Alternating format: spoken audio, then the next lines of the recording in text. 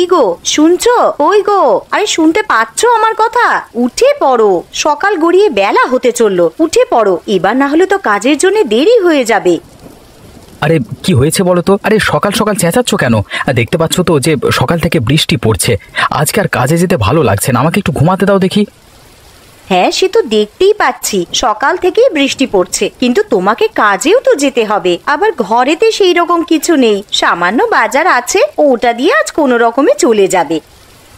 এই তো কদিন আগে বাজার করে নিয়ে এলাম, তা এক্ষুনি শেষ হয়ে গেল।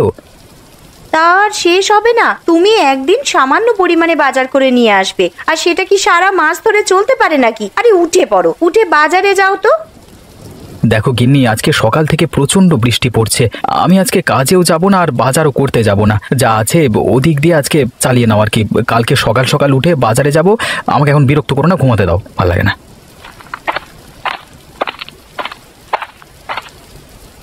মা, ও মা, আমার প্রচন্ড খিদে পেয়েছে, কিছু খেতে দাও। এই তো সোনা, রান্নাঘরে কয়েকটা আলু ছিল, তাই দিয়ে আলুর তরকারি রান্না করতে বসিয়ে এসেছি। আর কিছুক্ষণ অপেক্ষা কর, তরকারি হয়ে গেলেই খেতে দিচ্ছি তোমাকে, কেমন? ঠিক আছে মা, তাহলে রান্নাঘরে গিয়ে বসে অপেক্ষা করি, তরকারি হলেই খেয়ে নেব।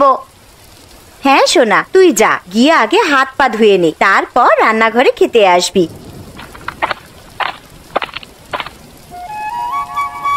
মালতীমা, ও মালতীমা, বাড়িতে আছিস? একবার বাইরে আয়। হ্যাঁ মালতীমা, একবার বাইরে বেরিয়ে আয় তো। আরে এটা তো বাবা মার মতন গলার আওয়াজ মনে হচ্ছে, যাই একবার বাইরে গিয়ে দেখি।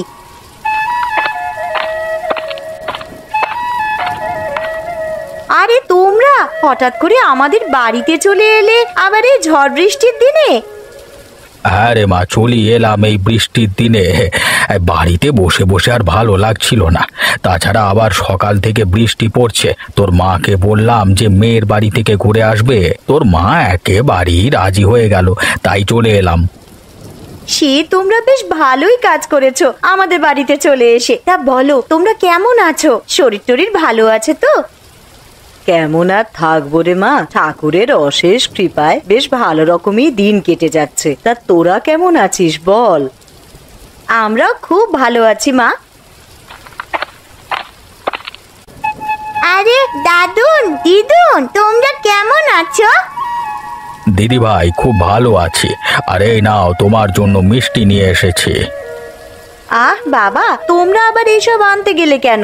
জানো তো তোমার নাতনি কেমন মিষ্টি পেলে আর কিছু চায় না, আরে এত মিষ্টি খেলে শরীর খারাপ করবে তো। তা আনবো না? আমার 5টা নয় 10টা নয়, একটা মাত্র নাতনি, তার জন্য তো এতটুকু করতেই পারি। আর কটা হাঁস এনেছি, আর এই থলের মধ্যে কিছু জিনিস আছে, ঘরে নিয়ে চলো। ও মা, তোমরা আবার হাঁস আনতে গেলে কেন গো? কেন রে, বিয়ের আগে তুই তো হাঁস পুষতে ভালোবাসতিস, তাই নিয়ে এলাম। ঠিক আছে ঠিক আছে, পরে কথা বলবো, তোমরা এখন ঘরে চলো, বাইরে প্রচন্ড বৃষ্টি পড়ছে।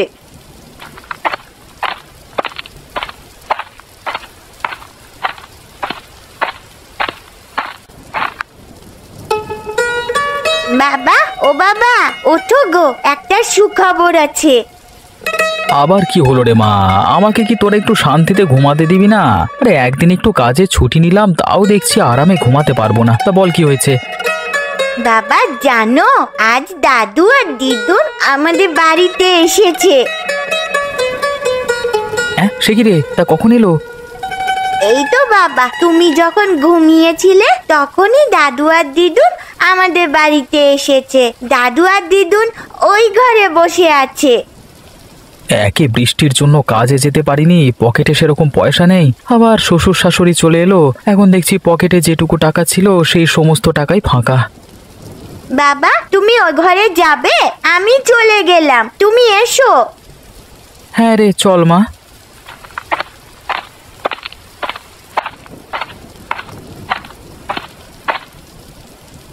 আরে এই তো জামাই চলে এসেছে।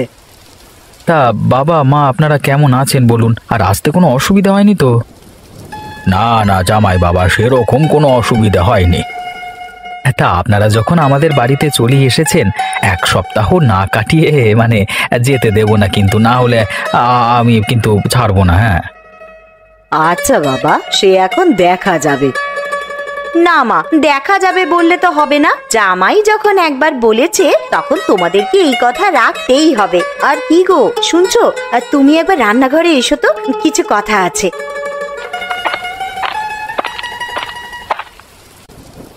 যাও, তোমার শ্বশুর শাশুড়ি এসেছে, তাদের জন্য দোকান থেকে কিছু বাজার করে নিয়ে এসো। বাড়িতে তো সেরকম ভালো মন্দ কিছুই নেই। আচ্ছা গিন্নি, তুমি তো জানো আমার পকেটের অবস্থা, দুদিন ধরে কাজে যাইনি। এখন তুমি কি করে বলছো যে ভালো মন্দ বাজার করে নিয়ে আসতে? দেখো, আমি অত শত কিছু জানতে চাই না, তুমি ভালো মন্দ কিছু বাজার করে নিয়ে আসবে, ব্যাস। এখন যে আমি কি করি, হাতে দুটো পয়সা নেই যে ভালো মন্দ বাজার করব। কি গো, কি ভাবছো? আগের মাসে তোমার বোনেরা যখন এসেছিল তখন তো বেশ ভালো মন্দ বাজার করেছিলে, তখন তো আমি কিছু বলিনি। এখন আমার মা বাবা এসেছে আর ভালো মন্দ বাজার করবার মতন টাকা তোমার কাছে নেই। ঠিক আছে, তুমি বরং বাজারের ব্যাগটা আর ছাতাটা নিয়ে এসো, আমি বাজারের দিকে যাচ্ছি। এই নাও ছাতা আর ব্যাগ, তাড়াতাড়ি বাজারের দিকে যাও তো।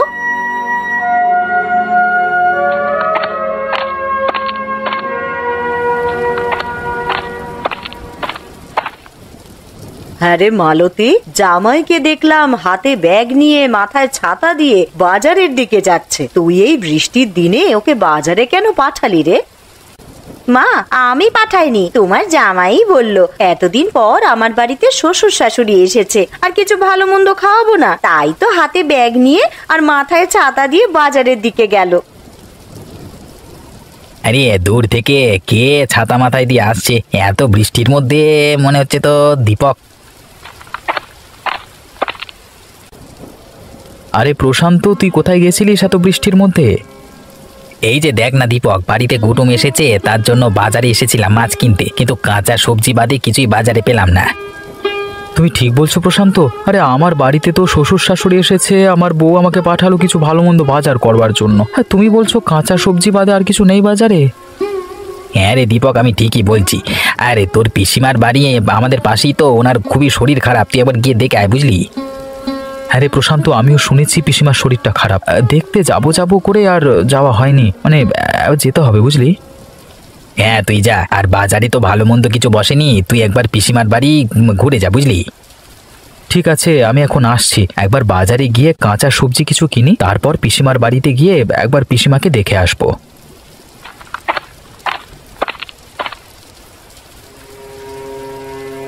লোকটা কোথায় যে গেল? এত বেলা হয়ে গেল, ঘরেতে সেরকম কিছু ভালো মন্দ নেই যে রান্না করব। কি রে মা, কি এত চিন্তা করছিস? না মা, সেরকম কিছু নয়, আসলে বেলা হয়ে গেল তো, আর তোমার জামাইও তো সেই কখন বাজারে গেছে, এখনো বাড়িতে ফিরলো না। কি যে রান্না করব সেটাই ভাবছি। সে নিয়ে তুই অত চিন্তা করিস না, বাইরে এত বৃষ্টি পড়ছে দেখতেই তো পাচ্ছিস, হয়তো জামাই আমার বাজার করতে গিয়ে কোথাও আটকে গেছে এই বৃষ্টির জন্য। মা, তোমার জামাইকে আমি ভালো করেই জানি, দেখো গিয়ে হয়তো চায়ের দোকানে বসে বন্ধুদের সাথে আড্ডা দিচ্ছে। তাহলে মা, আজকে কি রান্না করব? বাড়িতে যা আছে তাই দিয়ে কিছু কর না একটা। বাড়িতে চাল ডাল আর আলু ছাড়া আর তো সেরকম কিছুই নেই। একটু ঝাল মশলা থাকলে, তুমি যে কটা হাঁস এনেছিলে তার মধ্যে থেকে একটা হাঁস রান্না করে খেতাম, কিন্তু সেই সমস্ত মশলাই তো নেই। এসব কথা ছাড় মা, তুই এখন যা আছে ওইগুলো দিয়েই দুপুরের জন্য কিছু একটা রান্না কর। আচ্ছা মা, ঠিক আছে, তুমি বরং বসার ঘরে গিয়ে একটু বিশ্রাম নাও, আমার রান্না হয়ে গেলেই তোমাদেরকে ডাকবো খাওয়ার জন্যে।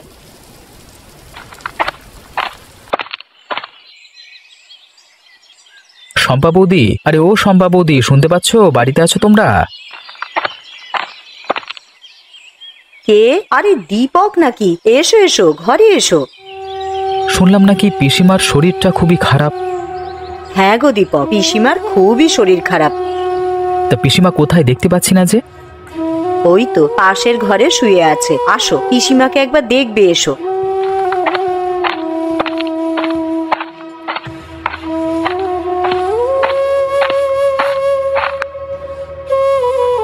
পিসিমা, ও পিসিমা, কেমন আছেন? কেমন আর থাকবো বাবা, উপরওয়ালা কবে যে আমাকে নিয়ে যাবে আমি সেইটার জন্যই শুধু অপেক্ষা করছি। এরকম কথা বলতে নেই পিসিমা।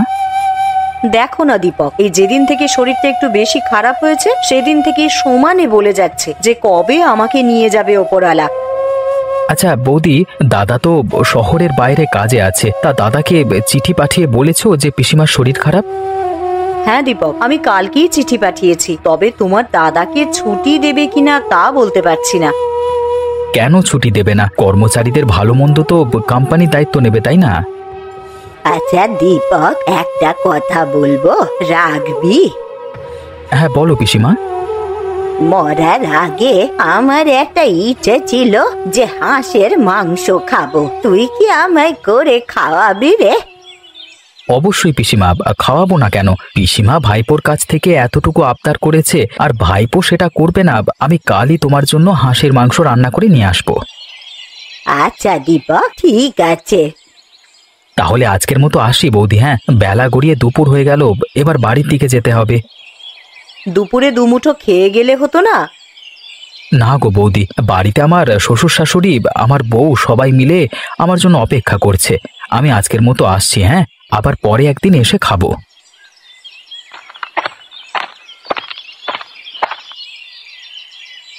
কই গো গিন্নি, আমি চলে এসেছি। এই নাও বাজারের ব্যাগটা নাও। এই যে মহারাজের আসার সময় হলো এতক্ষণে, তা বলি বাড়িতে কি রান্না হবে সে বিষয়ে আপনার কিছু হুঁশ ছিল? আরে গিন্নি, রাগ করছো কেন? আমি একবার পিসিমার বাড়িতে গেছিলাম। তা পিসিমার বাড়িতে হঠাৎ গেলে কেন? কি বলবো আর গিন্নি, বাজার করবার জন্য যখন ব্যাগ নিয়ে বাজারের দিকে যাচ্ছিলাম তখন প্রশান্তর সঙ্গে দেখা হলো। আর প্রশান্তই বলল যে তোর পিসিমা নাকি খুবই অসুস্থ, তাই একবার গেছিলাম ওনাদের বাড়ি আর কি। তা গিয়ে কি দেখলে ভালো আছে পিসিমা? দেখে তো মনে হলো শরীর প্রচন্ডই খারাপ, আর পিসিমা আমার কাছে একটা আবদার চেয়েছে। পিসিমা আবার কি আবদার করেছে গো তোমার কাছে? বলেছে যে আমাকে একদিন হাঁসের মাংস করে খাওয়াবি। আমি বলেছি কেন খাওয়াবো না। ঠিক আছে, তাহলে আমার মা যে কটা হাঁস এনেছে তার মধ্যে থেকে একটা কেটে রান্না করে পিসিমাকে দিয়ে আসবে। তা কবে পিসিমাকে করে খাওয়াবে হাঁসের মাংস? কাল কি করে খাওয়াবো, কারণ শয্যাশায়ী মানুষ আমার কাছে আবদার করেছে, না খাওয়াতে পারলে আমারই খারাপ লাগবে। তাহলে আজ রাতেই বরং হাঁসের মাংস রান্না করে রাখি, কাল সকাল সকাল উঠে তুমি পিসিমার বাড়িতে গিয়ে দিয়ে আসবে। ঠিক আছে গিন্নি, সে না হয় করবো। তুমি এখন আমাকে গামছাটা দাও তো, আমি এখন স্নান করে আসি, এসে খেতে দেবে। খিদের জ্বালায় পেটে ছুঁচো ডন দিচ্ছে আমার। এই নাও গামছা, তুমি স্নান করে এসো, আমি খেতে দিচ্ছি।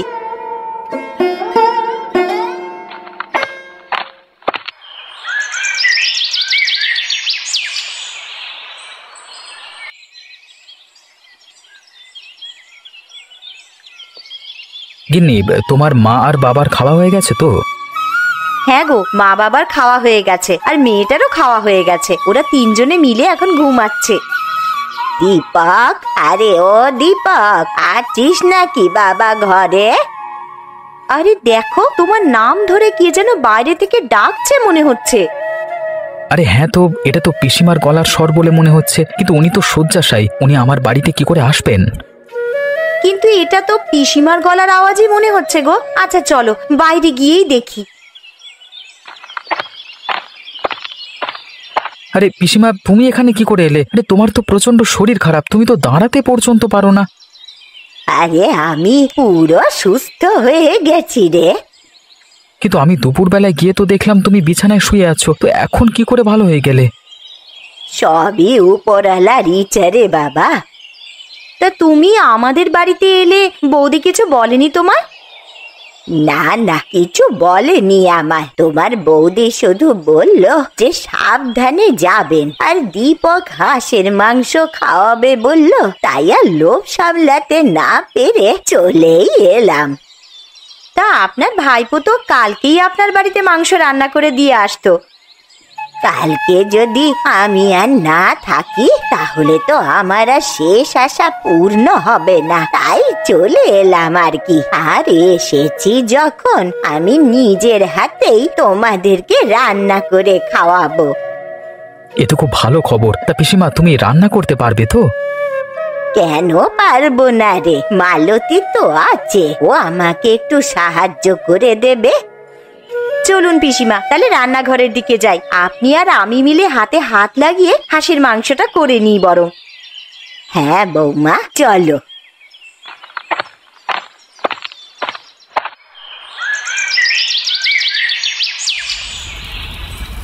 তাহলে হাঁসের মাংস তো রান্না হচ্ছেই, তা তার সাথে খাওয়ার জন্য কি করা হবে বৌমা? কি আর করবেন পিসিমা, তাহলে রুটিটাই বানানো যাক। হাঁসের মাংসের সাথে বেশ ভালোই লাগবে খেতে। হ্যাঁ মা, তুই ঠিকই বলেছিস, হাঁসের মাংসের সাথে রুটিটা একদম জমে যাবে। কিন্তু পিসিমা, একটা অসুবিধা আছে। কি অসুবিধা বৌমা? আসলে আপনার ভাইপো হাঁসের মাংস খায় না। কে খায় আর কে না খায় সে দেখাই যাবে খেতে বসে। এখন রান্নাটা আগে করে নি। আরে বেয়ান, রান্নাটা যা করেছেন না, গন্ধেতেই তো অর্ধেক পেট ভর্তি হয়ে গেল। আমার এদিকে রুটি করা হয়ে গেছে। ও পিসিমা, আপনার কত দূর? আমারও এইদিকে প্রায় হয়েই এসেছে। বৌমা, তুমি বরং ওদেরকে নিয়ে গিয়ে খেতে বসাও, আমি খাবারগুলো নিয়ে যাচ্ছি। ঠিক আছে পিসিমা, তবে সাবধানে। কিন্তু আমার জন্য আলাদা করে কিছু তরকারি করনি? না, তোর জন্যে আর কিছু আলাদা করে করা হয়নি। হাঁসের মাংসের ঝোল দিয়েছি, ওই দিয়েই রুটিটা খা।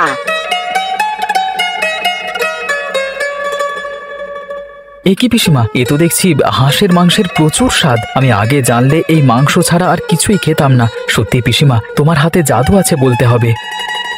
বলেছিলাম না বৌমা, কে খায় আর খায় না সেটা তুমি দেখে নেবে। সত্যি পিসিমা, আপনার হাতে জাদু আছে। যে কিনা হাঁসের মাংস ছুঁয়েই দেখতো না, তার কিনা এখন হাঁসের মাংস ছাড়া আর কিছুই খেতে ভালো লাগছে না। তাহলে পিসিমা, এখন তো রাত হয়ে গেছে, আর এখন বাড়িও যেতে পারবে না, কালকে সকালেই যেও। ঠিক আছে বাচ্চা, আজ তোদের বাড়িতে থেকে কাল সকাল সকাল আমি বাড়ি চলে যাব।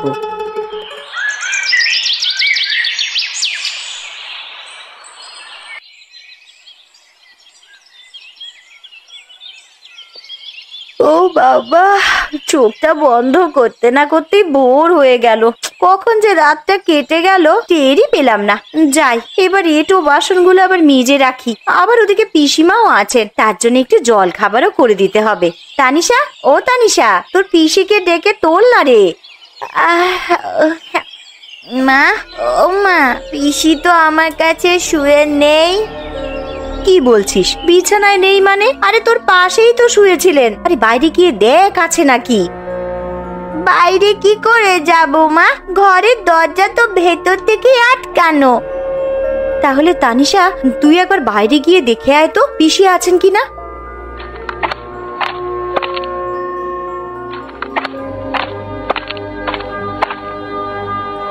মা, পুকুর ঘাট, আমবাগান সবই তো দেখে এলাম, কই পিসিকে তো দেখতে পেলাম না। কি গো, শুনছো? আরে কই গো, তাড়াতাড়ি ওঠো, পিসি কোথায় যেন চলে গেছে, ঘরে নেই। তুমি গিয়ে একটু দেখো না। চলে গেছে মানে? কোথায় আবার যাবে? ঘরের দরজা তো ভেতর থেকেই বন্ধ ছিল, পিসি দরজা দিয়ে বের হবে কি করে? এ কি সর্বনাশ হলো আমার! কই গো, তুমি একবার পিসিমাদের বাড়িতে গিয়ে দেখে এসো না, উনি বাড়ি চলে গেছেন কিনা। হ্যাঁ হ্যাঁ, তুমি ঠিকই বলেছো, আমি একবার পিসির বাড়িতে গিয়ে দেখে আসি। আরে দূর থেকে ওটা কে যেন এদিকে আসছে, দেখে তো মনে হচ্ছে প্রশান্ত। যাই, একটু সামনে গিয়ে দেখি।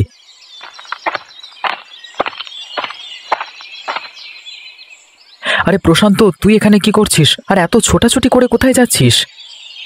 এই তো দীপক, তোদের বাড়িতেই যাচ্ছিলাম ছোটাছুটি করে। কেন রে প্রশান্ত, কি হয়েছে? আমাদের বাড়িতে আবার ছোটাছুটি করে যাবার কি আছে? আর তুই এত হাঁপাচ্ছিস কেন? দেখ না দীপক, কালকে বিকেলে তোর পিসিমা মারা গেছে। এ কি বলছিস তুই প্রশান্ত? এমনটা হতেই পারে না। এমনটাই হয়েছে দীপক, তোর যদি বিশ্বাস না হয় তুই একবার পিসিমার বাড়িতে গিয়ে দেখ না। ঠিক আছে প্রশান্ত, আমার এখন তাড়া আছে, তাহলে তুই যা, গিয়ে আমার বাড়িতে খবর দে, আমি পিসিমার বাড়িতে যাচ্ছি। ঠিক আছে দীপক, তুই যা, আমি তোর বাড়ির দিকে যাচ্ছি।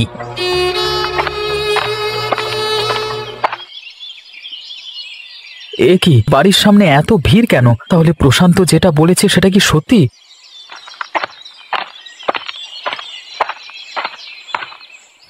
বৌদি, ও বৌদি, পিসিমার এমন অবস্থা হলো কি করে? দেখো না দীপক, কাল সন্ধ্যায় তোমার পিসিমা মারা যান। তোমাকে যে একটিবার সংবাদ দিব, বাড়িতে তো কেউই নেই, কাকে পাঠাবো বলো তোমার কাছে? কালকে সন্ধে মারা গেছে বৌদি, তুমি ঠিক বলছো তো? হ্যাঁ গো দীপক, সন্ধেবেলায় মা চোখ বুঝলেন। দুপুর বেলা একটু সুস্থ হয়েছিলেন বটে, উঠে বসলেন আর বললেন তোমাদেরকে নিজের হাতে হাঁসের মাংস রান্না করে খাওয়াবে। কে জানতো বলো, জীবনবাতি নিভে যাওয়ার আগে একবার জ্বলে উঠেছিল। আর আজকে সকাল হতেই তোমার বন্ধু প্রশান্তকে বললাম যে একবার দীপকদের বাড়িতে গিয়ে খবর দিয়ে এসো। যদি সন্ধেবেলাতেই পিসিমা মারা যায়, তাহলে কালকে আমাদের বাড়িতে পিসি হাঁসের মাংস খেতে যায়নি, তাহলে কে গিয়েছিল? হয়তো পিসিমার আত্মা তার শেষ আশাটা পূরণ করতে গিয়েছিল।